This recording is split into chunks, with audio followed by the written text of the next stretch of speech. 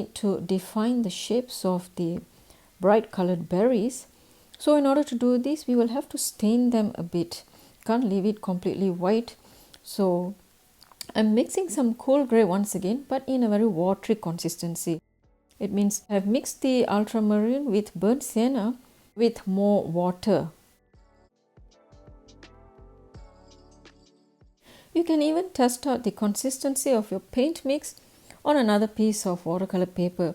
I usually save the scraps of watercolor paper from my painting cuttings to see if they are light or dark enough to proceed with the painting, just to avoid some mistakes on the actual painting. So I'm just going to use these light washes to glaze on the berry sketch, and since this is a small size berry image, I'm using a micro brush. And as I noticed that it looks a bit darker than I thought, so I'm lifting out the extra pigment by brushing it off with a damp brush.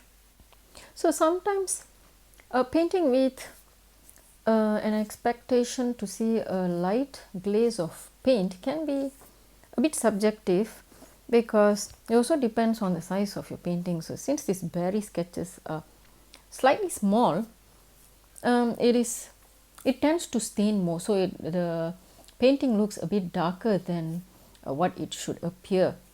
And if you glaze it on a larger size sketch, probably it would look much lighter.